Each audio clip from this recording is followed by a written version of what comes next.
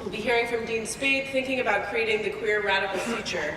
And I really can't think of a better person to wrap us up, to wrap up this conference. We were so thrilled that Dean was available and excited to join us for this conversation.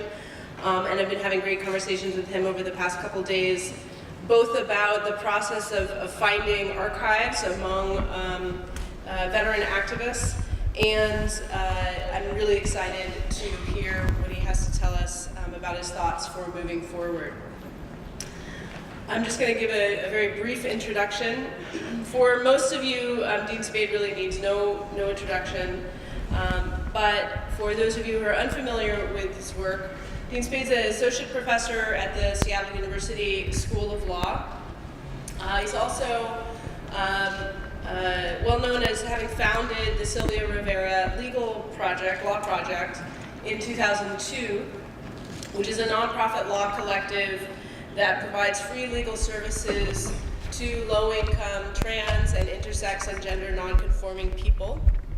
It's also an organization that roots trans resistance in racial justice and economic justice. And Spade is also, very importantly, the author of Normal Life, Administrative Violence, Critical Trans Politics, and the Limits of the Law, which is available, as are books by many other authors, as well as some other local scholars here at the table from Amherst Books. I just last week, I teach from Normal Life constantly, and actually just last week taught portions of the book to students in my upper division feminist theory and methods course, which is really centered this term on thinking through contemporary politics and thinking through the relationship between theory and action and the creation of a feminist and queer and critical trans praxis. And as always, students just dove straight into the text and gained so much from it and struggled with it and were challenged and also expressed so much appreciation for the kind of critical generosity that Dean extends in all of his work towards an understanding of how deeply important it is for us to work together for very immediate needs, as well as always keeping an abolitionist future at the forefront of our minds as we do that work, and to really try to balance between those needs of sustainability, of taking care of each other in both the short term and the long term. So Dean is really an exemplary scholar, activist, and certainly an exemplary creator and theorist and practitioner of critical queer and trans politics. I couldn't be happier to have him here, and I hope you'll give him a warm welcome. You know, this came up a couple times during the weekend, the role of NGLTF, or as it's now known, the task force, and a little bit of discussion of the recent pinkwashing scandals around the task force. So I thought I would start there. Actually, oh no, I thought I'd start one thing before that. With this. What a victory for our community. Yeah, Caitlyn Jenner is receiving Champion of Israel and LGBT Rights Award from the World Values Network. Pinkwashing, I want to think about it together and think about what it means to imagine queer and trans politics rooted in international solidarity and a broad understanding of anti-racist and anti-colonial politics. This is not that. So I want to talk about some of the stuff about the task force, or NGLTF as we called it before.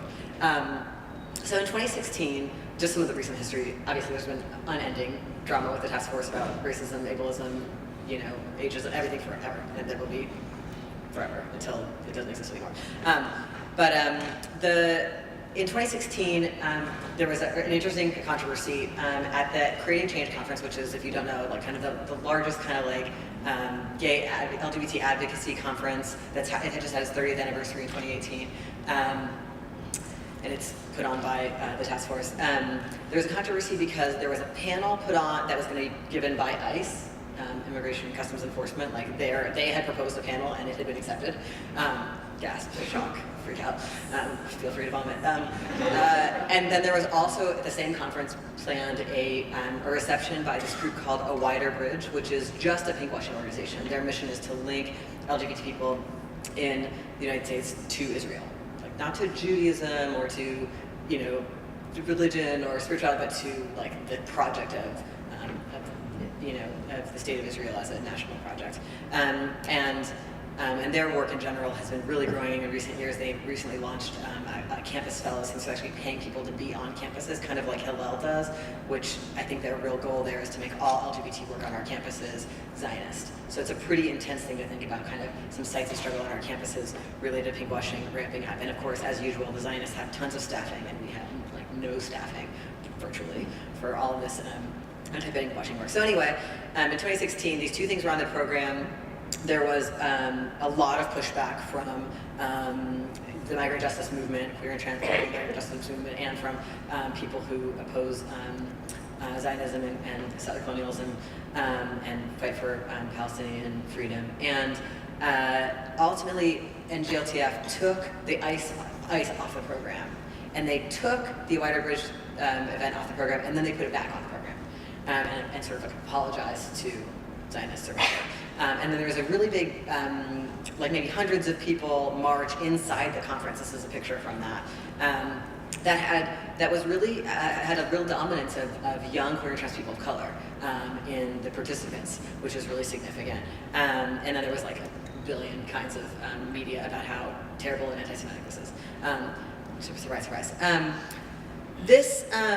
then in 2018, so then in 2017 there was some more like kind of trying to quash discussion of Palestine at the conference. And then in 2018, a bunch of us put together a lot of proposals from a lot of different people in different disciplines who do different kinds of work that related to pinkwashing or Palestine solidarity, and they were all rejected.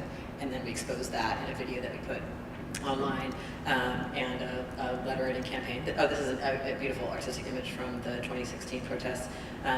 The video is at this icancelpinkwashing.org, and you can sign a letter, which would actually still be useful to us. Anyway, so, and then, you know, the task force kind of kept the line, we have no position on Israel-Palestine. And one of my favorite things that Ray Carey said during the 2016 controversy was, the task force has no international mission, which I think is a fascinating, I mean, that's such a statement about where we are. Like it's like an anti-international solidarity, right? I mean, that's where we're at, right? That we, like, what goes on in the United States in gay politics has nothing to do with anything else in the world. Like, that is wild, considering the moments people were evoking a lot throughout this conference about the relationship to opposing apartheid in South Africa, right? And the kinds of like political sensibility around that being connected to everything we might do here, right? And many of us would make the same argument about opposing apartheid that Palestinians are facing. You know, this politics is only possible because of the broader liberal term, right, that was taken in lesbian gay politics, and that has been is being avidly copied in trans politics as well.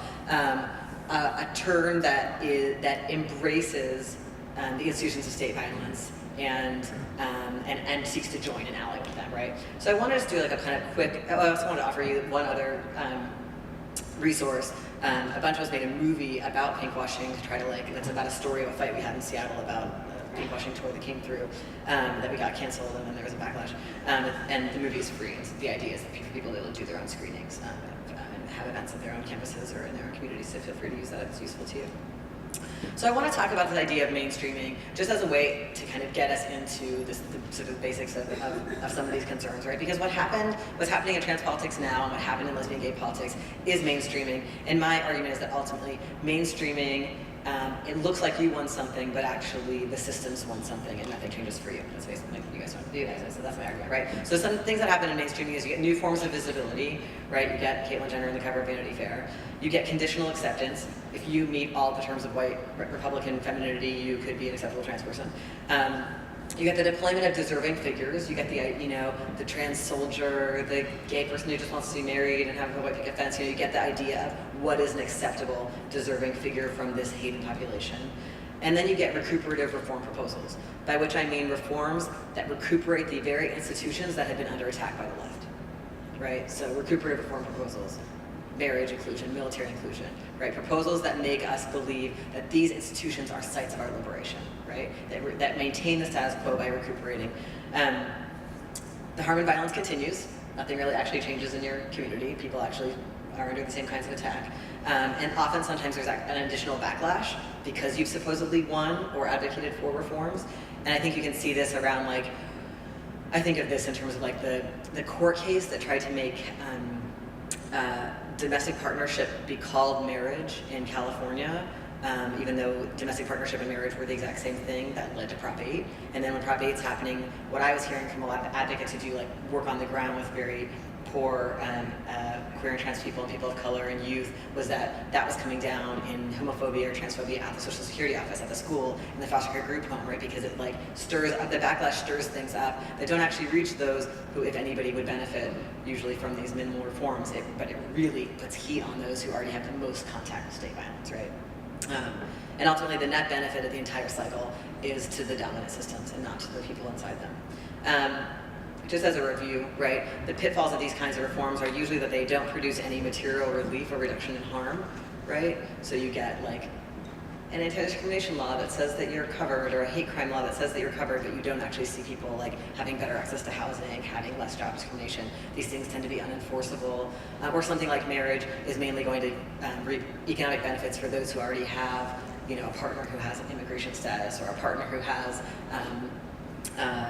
healthcare through their job, or has something to inherit, right? So the very elite. So relief, if there is any relief at all, it reaches just the least marginalized. Although I have to say, like in the work a lot of us have done, you know, what you see is, Jason and I were involved in a project that was about criminal punishment systems and trying to deal with LGBT issues and potential policy change. And some of the people in that project were like, what we need is like anti-discrimination policies in the prisons. And we were like, can we make it about food in the prisons? Could we make it about healthcare? That affects LGBT people. And they're like, no, those aren't LGBT issues. Let's just have prisons would be happy to like write meaningless policies. That's what they do, right? They write meaningless policies that say you should be able to live and that are not, you can't, right? So anyway, we often get this relief that reaches the least marginalized, or just absolutely, it's just symbolic. Most of these things, at best, kind of tinker, but never reach root causes, and provide window dressing or legitimization to harmful systems and institutions. So you see this a lot right now with policing. Like there's a crisis around the legitimacy of police because of the brilliant work of Black activists all around the country, and the deep long-term genealogies of that work, as well as recent intense risks people have taken. And the result is reforms that just are like, we're going to now put a Black person in charge briefly, or we're going to we're going to create a blue ribbon panel that's going to study it, or, we're going to create a oversight committee that has no enforcement power and no subpoena power. And at worst, you get not just window dressing, but actually the expansion of harmful systems. So this is how many of us understand like hate crime laws, right? They actually expand the punishing and prosecuting power of that system. Or as Kenyon was talking about earlier today, the law Kenyon was describing that appears to reduce the criminalization of HIV, but actually increases the criminalization of Hep C, right? So you can see this a lot in the immigration context. It's like, oh, maybe we'll grant a small amount of relief to some people, but we'll drastically increase the militarization of the border, or we'll create a new category called significant misdemeanor, right? This is what the DACA and DAPA reforms did. They created actually a wider net for criminalizing immigrants in the name of granting relief to a very small number of people. Okay, so expansion is a very common and problematic, or we'll build a women's prison, or we'll build a trans prison, or whatever. And then, also one of the biggest harms this does to our own organizing is it divides our communities into deserving and undeserving. So we're going to grant relief to the good immigrants who don't have criminal records, or we're going to grant relief, or, trans people who pass should be able to access this, or, all that kind of stuff. Or if you've had this kind of medical care, then you should be able to get this kind of ID, but if you haven't, you can't. Okay. It's like I can't remember what's coming next on the slide, just as interesting for me. This is an adventure. These are examples. These are images of this horrible nightmare we're living in. Right? So this is what it looks like. These meaningless, empty reforms. This is probably the most offensive thing I can imagine. Right? The NYPD gets to take symbols of our movement and give itself legitimacy through them while it continues to murder people in our communities. This is a horrible campaign in Seattle. If you go to Seattle, just prepare your vomit bag, because this sticker is on like every business. It's supposed to say, it's like, this is a safe space. If you run in here while you're experiencing an anti-LGBT attack, we'll call the cops for you. The Seattle Police Department launched this campaign, while it was under investigation from the DOJ for its extreme racist violence. This is clearly a PR campaign, right? LGBT people are not made safer when the police come. And I think that they actually copied this off of the Audre Lorde Project's Safe Outside the System project. You guys know that program, right, where they go around the neighborhood and try to connect with people who own bodegas and dry cleaners and say, hey, can this be a space where people can come if they're in danger, and you won't call the cops, and you won't be, homophobically or transphobically harass them, right? This was this beautiful community building project. Seattle PD got that memo and turned it into its own PR campaign. This is kind of the same kind of idea. It's really sad about the repeal of the ban of women serving combat in the U.S. being supposedly a feminist win.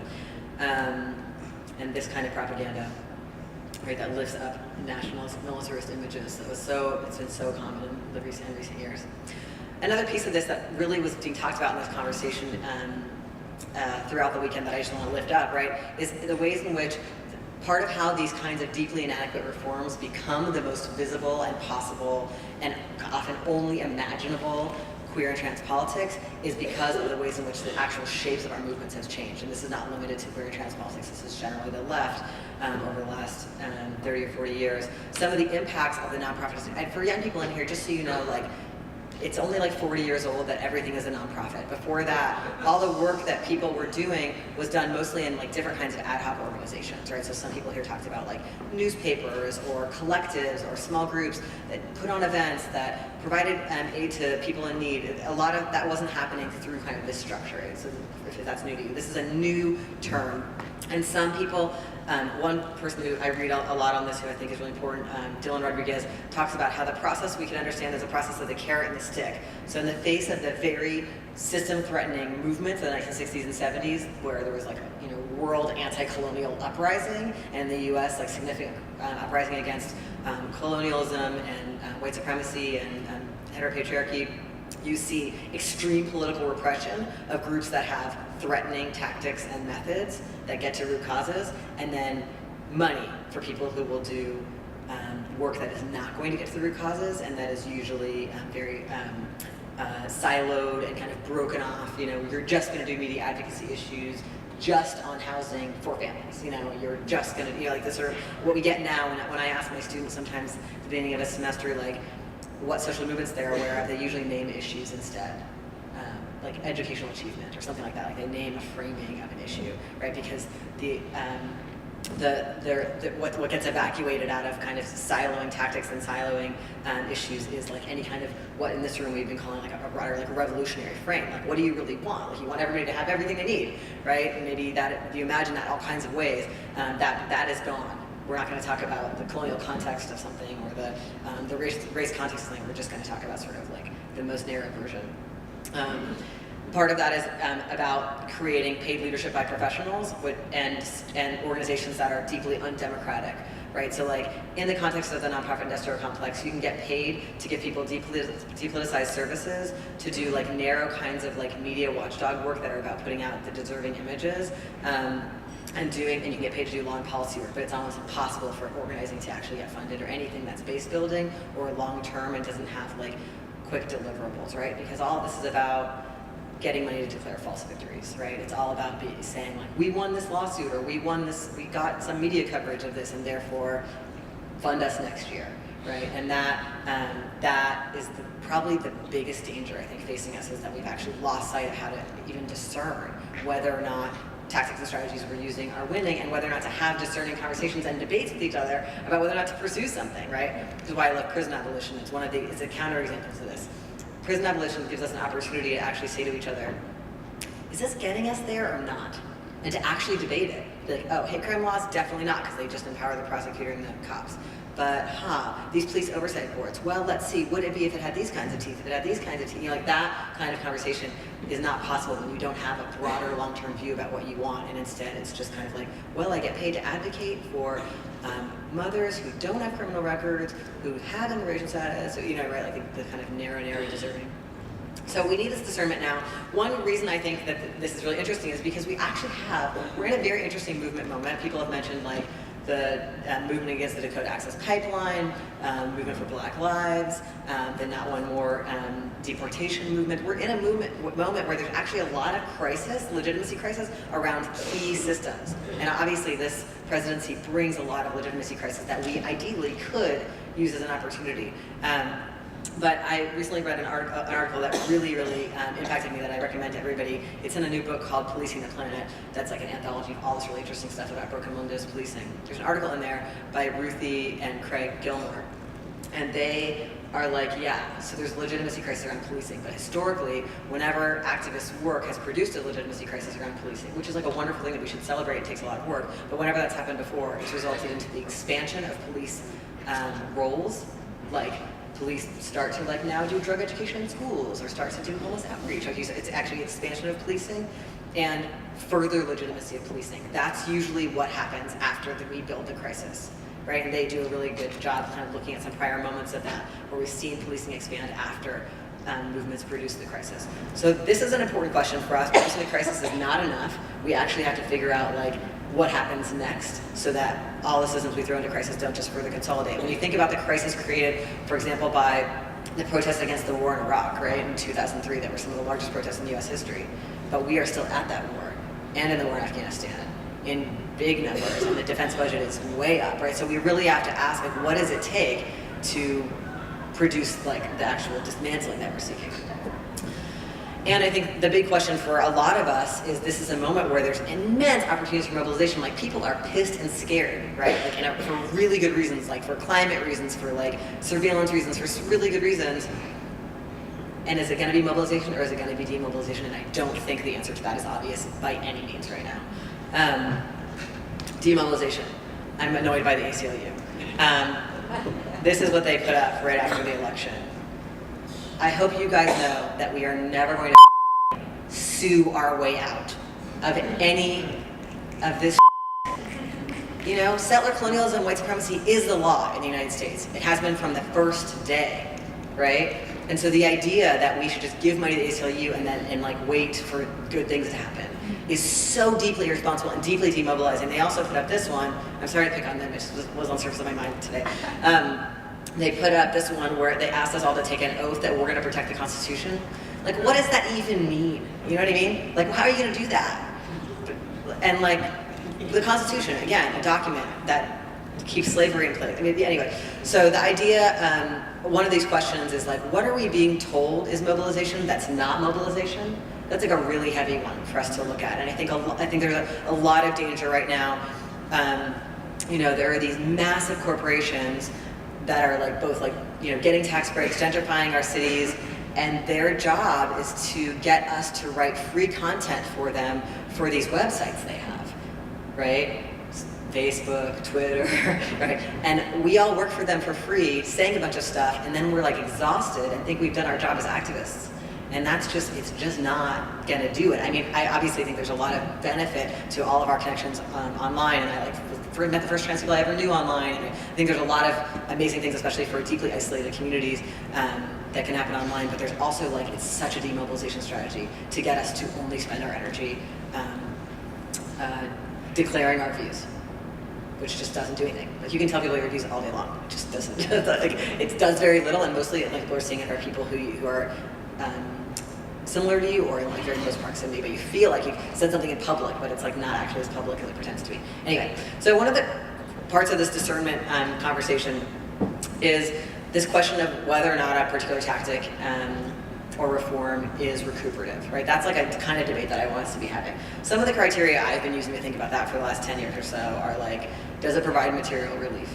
Right? Like, is anyone actually going to have any more housing, any less being locked up, any less being deported? Does it leave out an especially marginalized part of the affected group? Right? So like, this will work, but not if you have a criminal record. This will work, but not if you don't have documents. This will work, but only if you have enough money to pay for your own healthcare. You know, like that kind of stuff. That's a sign that we're being divided into deserving, undeserving, that we're being divided from our basic power and asked to leave behind the most vulnerable. Does it legitimize or expand a system we're trying to dismantle? That's like a vital question we always have to ask. And does it mobilize the most effective for ongoing struggle? So it's not just the outcome, but also the tactics. Are the tactics mobilization tactics? Or is it like, behind closed doors somebody's making a deal, and I'll scratch your back and you scratch mine, and we'll declare a victory, but it hasn't changed the power that people have been talking about us needing to build. So those are the ones I've been thinking of for a few years. But I've been interested also in gathering other people's criteria, so that's what I'm going to share with you now. So Jason Leiden introduced me to this book by Peter Gelderloos many years ago that I recommend, called How Nonviolence Protects the State. It's a really useful book that critiques certain kinds of pacifism that are often used to marginalize armed resistance struggles for decolonization and anti-racism. But Peter Gelderloos also wrote a different book called The Failure of Nonviolence, and in it he asks this question about, is it liberatory? And he asks it about a bunch of different movement moments around the world and domestically over the last few years. It's interesting. I don't agree with all of his outcomes, but I love watching how people apply these criteria. One question he asks is, does it seize space in which new social relations can be enacted? Which is a really juicy question for me, listening to this weekend's conversations about housing cooperatives and anti-gentrification work and throwing glitter into the air and putting the nail polish on the rubber gloves. I love that story. Did people? I actually think about Occupy to some degree when I think about this, because when I try to talk to my students about consensus decision making and non-hierarchical forms of organizing, the only time most people in the United States had ever even seen or heard of a meeting where there wasn't like a boss, a parent, a principal, a teacher kind of like at the top was Occupy. You could watch videos online, or you could go out to your local Occupy if there was one and see people trying to make decisions in pretty hard conditions, because anyone could walk up, right, in a horizontal way and with a set of guidelines. And so that's new social relations. It's also new social relations when we give food away. It's also new social relations when we take care of each other's kids, right? New social relations being anytime we don't do what capitalism tells us to do, which is like hoard and hide and be in private and act super racist to each other and all that stuff. So that's an interesting question that Gelderloos is asking that I think we can apply. Also, there was a discussion about how important cultural work is, and I think this is another way we can think about cultural work as often a space where new social relations are proposed and enacted. Does it spread awareness of its ideas? So he's not talking about have you heard of it? He's talking about did you start a chapter? Did you practice it, right? Which is, I think, a good question. Does it have elite support? This is where I really love his work. He's just if it has elite support, it's probably not really transformative. Boom, right? Because people are always can we get the elected official to come to our meeting? You know what I mean? I love this. I'm this is very challenging to us. If it has elite support, it's probably not transformative. Whoa, liberatory. And he asks a similar question to mine about material relief. Does it achieve any concrete gains in people's lives? Mariam Kaba, if you're going to read one person's work, I would read her work. If there's one person who I believe has the answers, it is her. She has the answers. She's the answer person. The rest of us have questions. And she just wrote this one piece that I use a lot and think about that's kind of an example of this kind of thinking, where she's asking, how do we evaluate police reforms in this moment of crisis of legitimacy for the police? There's lots of reform proposals, right? Does it allocate more money to the police? If it does, she's it's not going to work for us, right? That's a great question. Oh, but they're going to hire women of color cops who are going to be de-escalators. No. Oh, they're going to hire trans person. No. They're going to build a special center where you can walk in and relax. No. I made that up. Does it advocate for more police or more policing? I just had this conversation with these activists in San Diego who, they're trans activists. I think they're planning the first trans pride or some kind of trans event during the pride season, whatever. And they're having a debate in their group about whether or not to have cops there. And the debate is partly between parents of trans kids who are yes cops and trans people who are no cops, which is really interesting. And the big rationale is that the San Diego Police Department has a trans police officer, so therefore it must be great.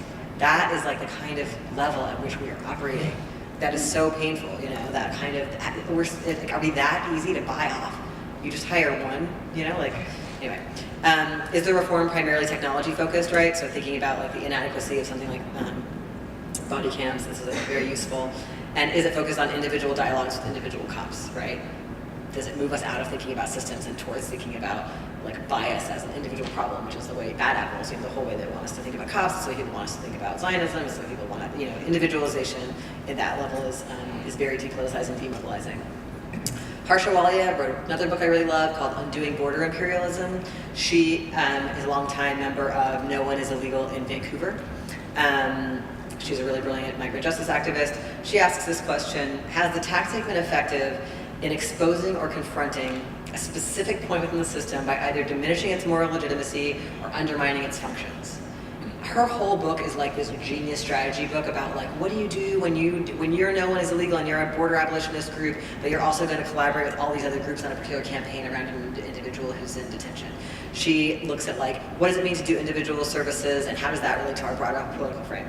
Her book is amazing, but the example that I love of this question she's asking is this amazing action they did in 2008. There was a guy named Laibar Singh who was going to be deported, and No One Is Legal organized with a lot of people, and they turned out 2,000 people at the Vancouver International Airport and shut down the international terminal. Like, that is amazing. This is long before the airport actions we recently saw in the US, which I think we should be continuing. I mean, what if we shut down the airport every time they tried to deport somebody? Like, you know, it just raises the idea of what might be possible. We'll just see it, and there's a video, you can watch the video online, and like every time I watch it, I'm just like shivering. It's like so amazing. And then Audre Lorde, I loved Grace Hong's book, which made me reconsider this piece by Audre Lorde, this question: in what way do I contribute to the subjugation of any part of those I call my people? Like, what a good criteria. What a good question for us to ask ourselves in those moments when we're being asked to compromise, when we're being asked to accept a lesser tactic, when we're being asked to collaborate with a system that we can see as murderous, right? Who and what kinds of ways we have to rethink my people over and over again to capture that, you know? I just love that as a criteria for our work. Okay, so the strategies that, you know, I think of us, and I get this from prison abolition, the strategies that I think are what our queer radical past, present, and future are full of is doing politicized survival work, doing the dismantling work, and building the world we want and need. Like, those are the 3 things we have to do, just that. We can do it after this talk. Right, those are the pieces. And I think it's useful to think about those pieces because I feel very, doing this work is hard. This is a hard time to be alive. This is like a deeply anti-revolutionary time in which it can feel like our politics are illegible. It can feel like people have been deprived of so much information about social movements that we're beating our heads up against that. It can feel like there's no resources. So I think it's helpful to be involved in all 3 of these kinds of work because most of the time I'm like unsatisfied or like feeling, oh God, is this even working? About lots of things that I'm doing. But also some people do deep dives into one part of this and spend their whole life doing beautiful work in one of these columns. But what I really want to talk about today is mutual aid work because especially since the election, what I have felt most strongly, and this is kind of my proposal honestly, is that we need to revive deep, consistent mutual aid projects as a way to mobilize people and meet the severe needs that we're all facing, and especially some people are facing under the conditions that are as they are now and that are definitely worsening. They're definitely worsening. They're not getting better. It doesn't matter who the next president is. It's on fire. Mutual aid is about providing material support to people who are trying to survive the existing systems. It is about political participation that's based in care and action. So it's not just saying what you believe in, it's having a constant part of your life that is doing what you believe in. And I think that is both like vitally necessary for our survival and well-being, and it also feels a lot more satisfying, I think, and gives people a chance to have a political life that is more sustained in meaningful relationships that saves all of our lives ultimately. It's about building actual safety and well-being, and it's about preparing for disasters. Obviously, the disasters have already been here the entire time. Colonialism is a disaster, white supremacy is a disaster. All those disasters are ramping up, and new forms of disasters are happening. It's time to think about disaster preparedness. Not that we haven't always been thinking about that. It's really important, I think, especially when I talk to young people, because a lot of folks I meet who are, especially like just entering college or entering school, are like, the only thing they've been exposed to that's about helping others is like going to a soup kitchen or something that's really on a charity model. So let's just take a moment to talk about the difference between mutual aid and charity. Charity is generally about celebrating rich people's generosity. Historically, charity comes from the idea of like rich people giving money so they get into heaven, or now it's often like rich people giving money so they can like make their hideous corporation look like cleaner because they think it's something good. Right? You see it. This is not right. So that's what charity is usually about. And charity often has a framework around saving poor people by blaming them individually for their poverty. So it's like, oh, you're homeless. That must be because you use drugs. If you can have a clean urine for 30 days we'll put you on a wait list for 7 years to someday get a bed and a shelter. You know what I mean? Like, it's just like, as if the person's poverty is the fault of their behaviors, right? As opposed to the fault of having a capitalist housing system, right? And a lot of charity frameworks are about that. Like, take this med and take these urine tests and do this parenting class, and then maybe we'll give you something, but probably not. You know, like that. It's all about controlling people, right? And the broader welfare system uses these frameworks. Charity is about identifying the deserving poor. So, you know, who does and doesn't deserve to get a bed tonight? Who does and doesn't deserve, you know, a scholarship? All of these things, right? It's all about who's, and that always implies that there is a killable, disposable poor, and that is actually most people. So you have to try to be the exceptional poor, which not surprisingly will be whiter people, and all those, you know, people who are more gender conforming are going to get chosen as deserving. And the charity model is what has produced all the nonprofit industrial complex problems that we talked about before, and many more. Mutual aid has a different set of principles. One is that the system, not people suffering under it, is what creates poverty, crisis, and vulnerability. Another one is that if we're going to solve it, we need governance and control by people who are the most impacted.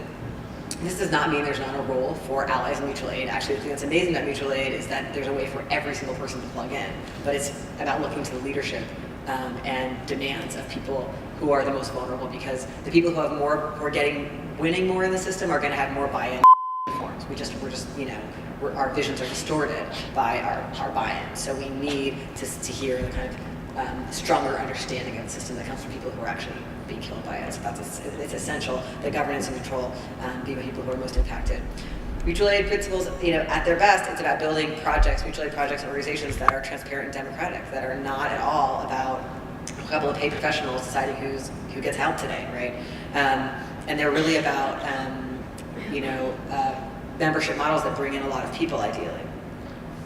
It's about having open meetings and pathways for new people to join. I mean, just as an aside, we have a broader problem, or a related problem, you know, that's happening now, which is that because of the habit of declaring ourselves and our politics online, and I think this is especially true for people who are my age and younger, because it makes us look cool to like have tight politics online, we're really, really good at tearing things down. And we like really love to be like, oh my God, I tore down the furthest left thing I could imagine. I must be the super coolest person. Not helpful to our movements, and it's very hard for people to enter movements when you have to already know all the language and you have to already say everything perfectly. So we need a way to find ways to be like, yeah, there is a way, like we'd like to be treated like, oh yeah, like that word doesn't look wonderful, please don't call me that, or whatever. More people actually have a chance to learn stuff, because when you enter any kind of politicized space, you have to like unlearn a ton of stuff. And so how do we create politicized spaces that have actual entry points and that aren't just like spaces where I can like make myself a little cooler by being the one who knew the tighter critique? Because also I can say, as somebody who's 40, inevitably you're going to lose that place anyway. So it's just good to get used to it. Like, we're all messing up all the time, and it's beautiful, and it's great to learn how to give and receive feedback.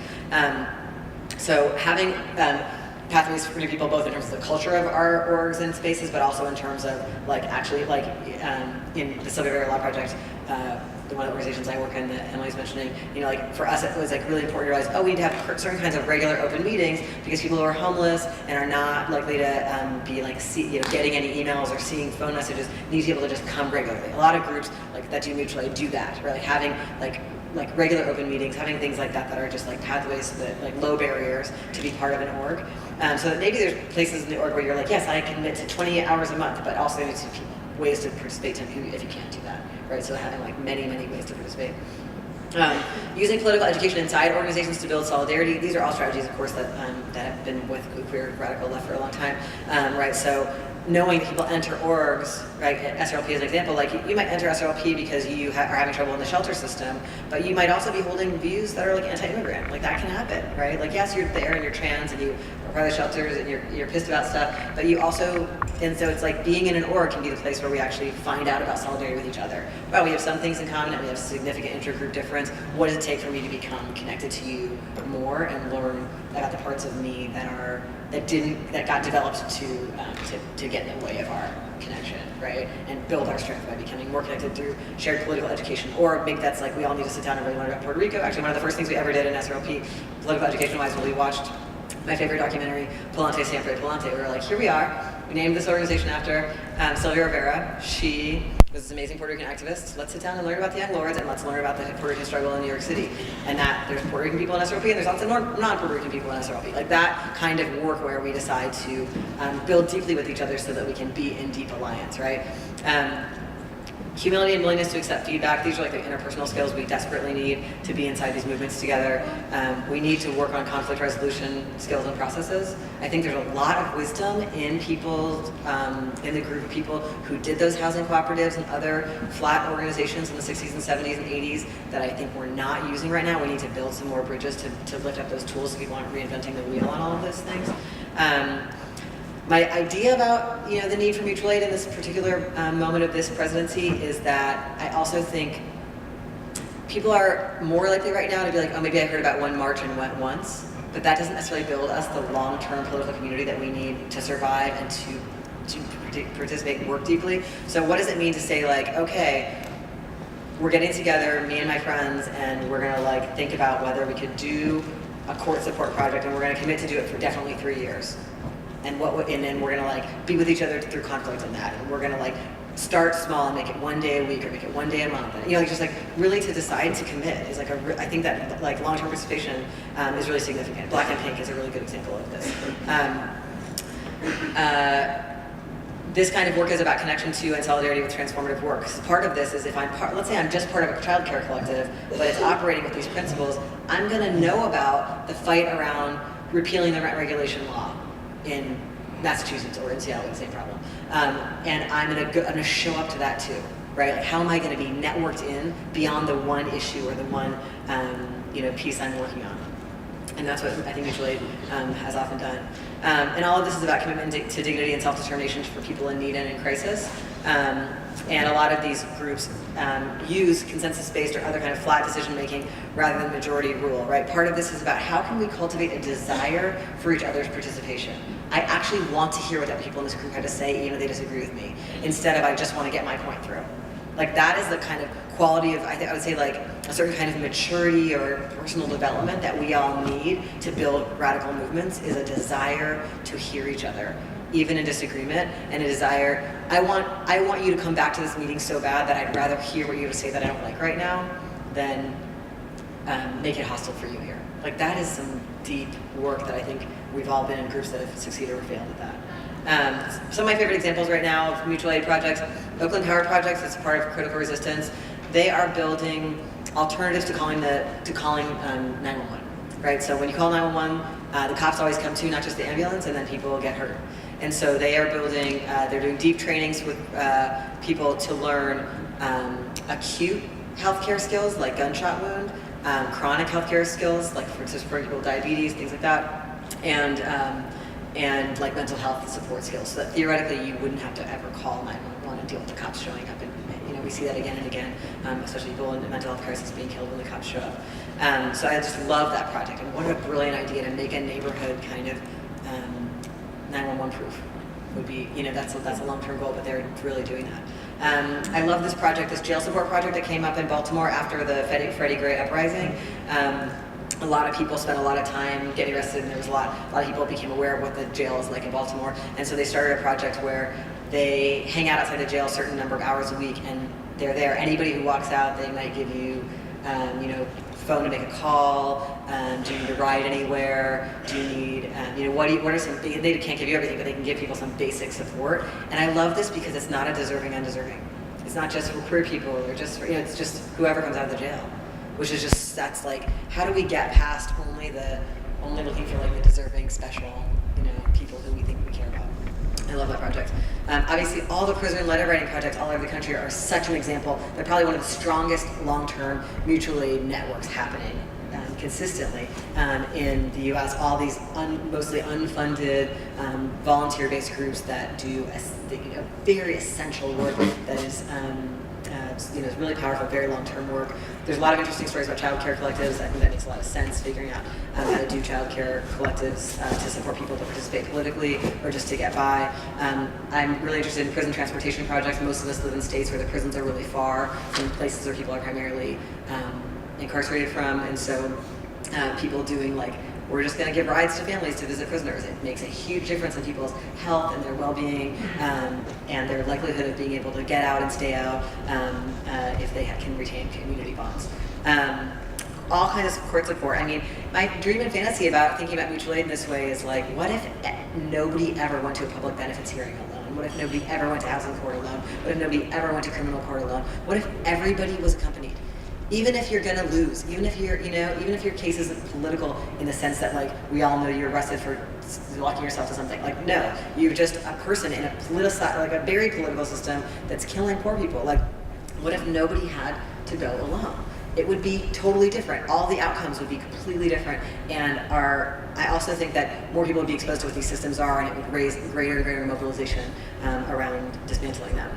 Another example is defense committees. Obviously, there's such a long, beautiful history of defense committee work and all the movements we've been discussing all weekend. Right now, I want to point you all to the organization Survived and Punished, which is lifting up and doing defense around cases of, often many queer and trans and women of color, people who've been incarcerated for defending themselves against harm. Really amazing work being done there. And then obviously all the examples of people's recovery and disaster relief work that's going on, and whether it's in Puerto Rico or Houston or wherever, that's,